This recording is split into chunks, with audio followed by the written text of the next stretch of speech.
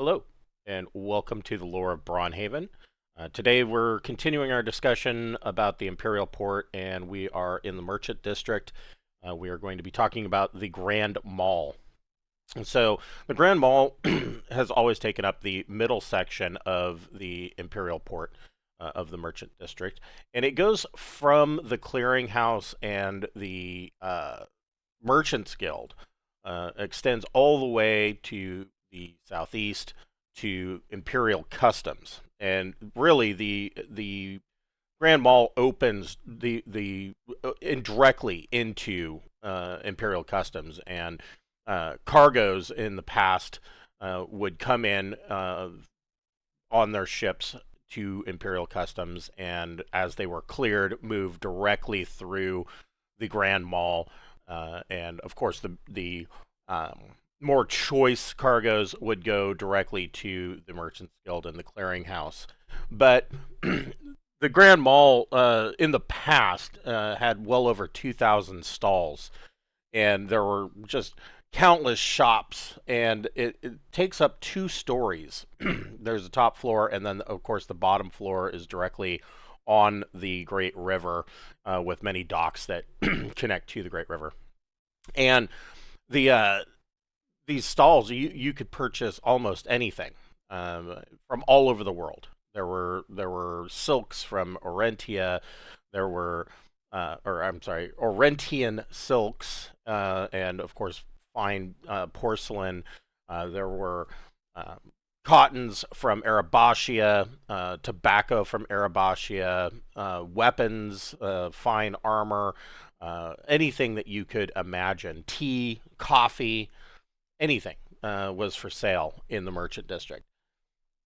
Pretty much today, in the current age, the Grand Mall serves almost exactly the same function. The main difference being that all of the merchandise that is for sale is all illicit. It has all been taken by pirates on the Dragon Sea, or it has been taken from trade caravans by bandits that have hit them on the Eastern Tradeway. It is taken by bandits that have raided towns and villages.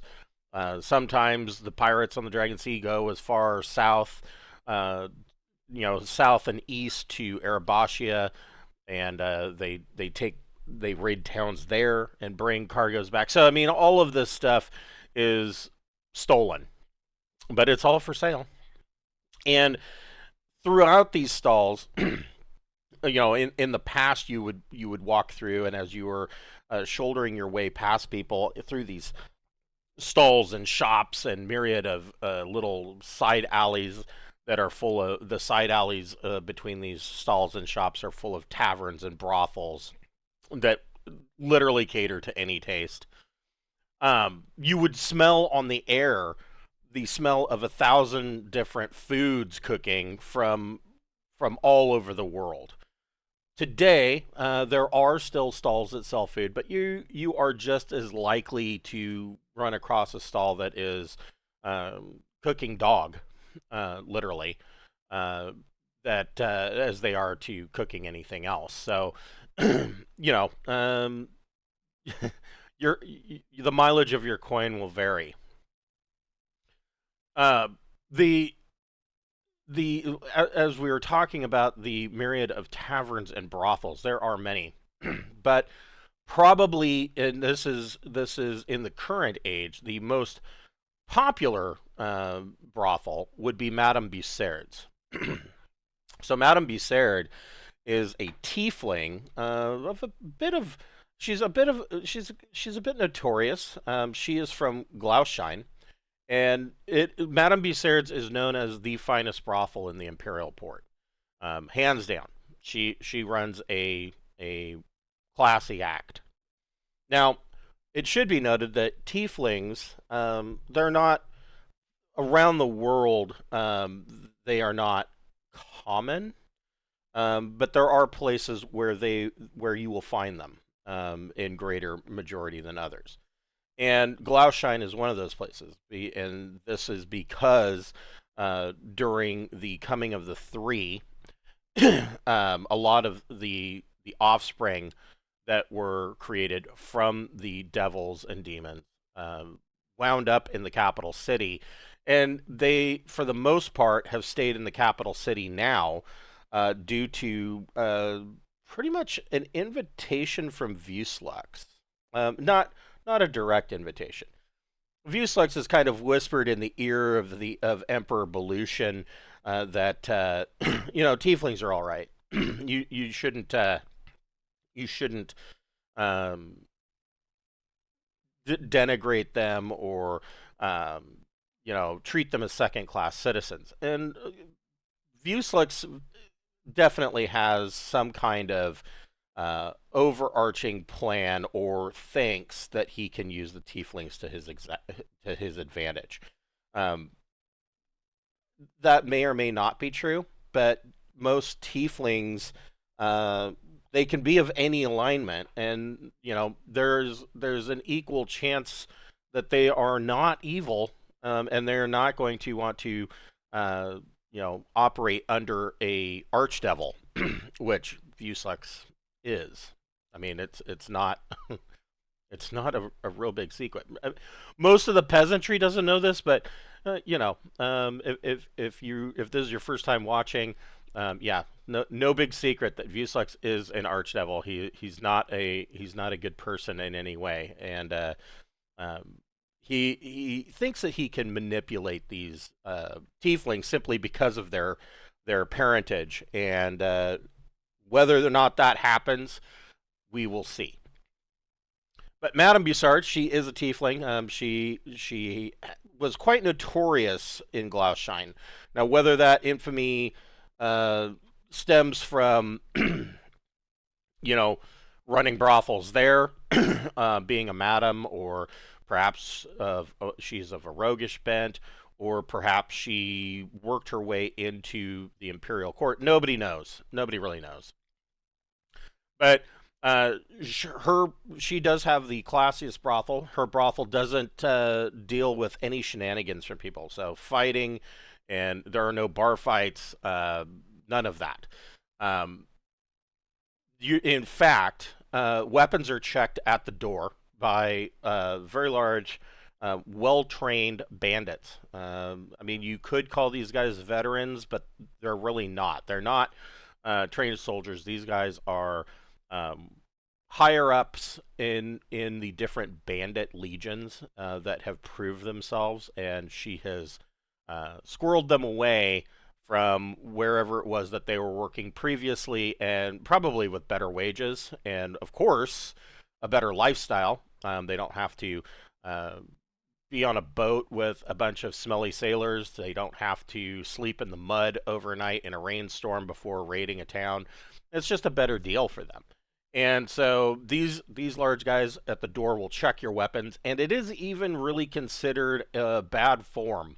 It is a lack of manners to even show up wearing armor. Madame Bousaird tells everybody that her brothel is a place of pleasure and is not armor is not necessary. And if you were showing up in armor, it is figured that you are there to conduct war of some kind, and she doesn't want you conducting war on any of her prostitutes. So you can find, speaking of prostitutes, you can find prostitutes in Madame Boussaird's from all over the world, men and women. Doesn't matter. Just all you got to do is pay, and they are available for your pleasure. And she has a unique way of doing things. So, of course, all of these, not all, most of these prostitutes are, of course, slaves that were captured by bandits or sold to bandits. They were slaves, and Madame Bousaird, of course, purchases them to work in her brothel, but she does have a deal for them. She basically puts them under what she calls a tutelage program, and they work at the brothel for 1 year. And at the end of the year, she offers them the option of signing a contract to stay at Madame Boussaird's. And this contract, of course, includes an increased pay. All of the prostitutes get to keep a portion of whatever it is that they are charged. Usually it's a very small portion. And the rest, of course, goes to the house, i.e., Madame Bousaird. So signing this contract and agreeing to stay on working after the first year, they will receive increased pay. They will assist in tutoring the newer prostitutes, and they will get, of course, better preferential treatment. Or they can leave. They are given their freedom. Now, there are rumors that abound of those that have left that have said that the freedom isn't truly free, that there is some kind of curse that is attached to that freedom. And every single one of these rumors cannot be substantiated because those that are involved in it are not allowed to speak about what has occurred. So whether or not this is true, nobody really knows, and those that are involved ain't talking. So when you come in, there are these large double doors, and they're large. They're 7 feet tall. They're engraved with filigree, and there is an illusion and enchantment across the doors that kind of stands out in a 3D style that is in soft pink. It just says Madame Bousairds in kind of a diagonal pattern across the doors. And of course, then you directly off to your left, stepping in, there is the weapon check room, and the room is locked, and the bouncers there is one inside. The bouncers will unlock the door, pass the weapons through, and they are tagged. You are given a tag, and then they are stored. So you will get your weapons back at the end of the day. There is a large amber-colored statue that stands here. Nobody's quite sure, what its deal is, but it could just be a decoration, or maybe not. And of course, then off to your right is the first bar. There are 3 bars on the main floor that serve everybody. And there is this large stage, and different bands of bards generally will be they basically argue amongst one another on who's going to get a billet on the stage at Madame Boussaird's. And she pays the bands very well, and so it is a much sought after position to play at Madame Boussaird's. These are raised platforms that the prostitutes use to, essentially, they dance on them, and in an attempt to sell themselves to the clientele. And of course, there are a number of waitresses that make their way around. Oftentimes, the waitresses are also prostitutes that are just, that's their position for the night, and sometimes they pick up some extra tips. Madame Boussaird's goes up 3 floors, and so on the second floor, you have the basically these are the hourly rooms, and so there is one larger room that they refer to as a party suite, where multiple groups can go in and enjoy. But all of these rooms are going to be at an hourly rate. It's not intended that you stay very long. On the third floor, however, it essentially runs similar to an inn. There is a couple of shared rooms, and then there are, of course, private suites.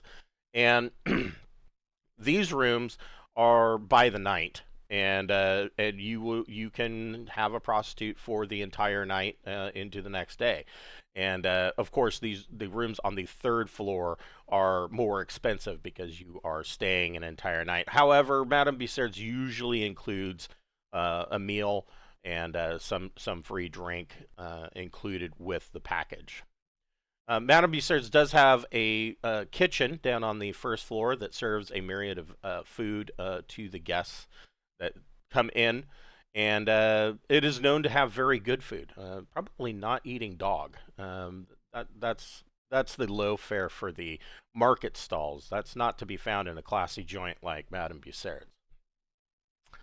Madame Bousaird herself, as we said, she is a tiefling, and not a lot is really known about her.